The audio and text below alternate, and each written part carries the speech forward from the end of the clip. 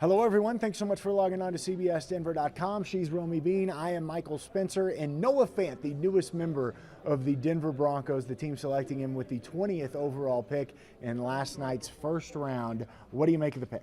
Well, at 20, it's a great value, and that's kind of what John Elway said afterwards. At 20, they were so happy he was still on the board. Clearly, a tight end fills a huge position of need for the Broncos. I know you're not supposed to draft based on needs, so, there is that kind of pickle, but they have been lacking in the tight end department for so long that I think at this point you draft for need, and that's not necessarily a bad idea. John Elway did say they never looked at a quarterback, not at 10, not at 20, so that's a reflection of why they went and got Joe Flacco, that they weren't keen on any quarterbacks in this draft. They may take one in the second round, but definitely not in the first round. Well, and I think it's interesting, too. I think Joe Flacco's going to like this pick. He's a guy who loves throwing to tight ends. In 2016 and 2017, Flacco's final 2 years as the full-time starter in Baltimore, it was tight ends who led those teams in receptions. So we know he loves throwing to the tight end. We know Noah Fant knows that about Joe Flacco as well. Oh man, Fant said, that's Flacco and Fant together.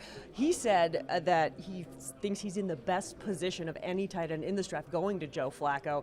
And like you said, in 2017, he had the second most completions in the NFL to tight ends. This is going to be a huge, clearly catering to what Joe Flacco needs, but also Rich Scangarello was with the 49ers last year. Everybody remembers what George Kittle did to the Broncos. If you didn't, it's okay. You don't have to remember. Try to block it out. But John Elway did mention that, and mention that he thinks that Fant is going to be a great fit in Scangarello's type of offense, and hopefully they're going to get some type of George Kittle type of production. We mentioned that trade with the Steelers. The Broncos switching 10 and 20 in the first round. They also pick up the 52nd overall pick in tomorrow's second round. So Denver now with 2 picks in the second round, 41 and 52nd overall. They also have the, 71st, I believe? Yes, 71st pick in the third round, 71st overall. So that's what's coming your way on Friday, second and third round action from Nashville. Well, and when you talk about that 52nd pick, that's really one of the biggest reasons the Broncos traded back.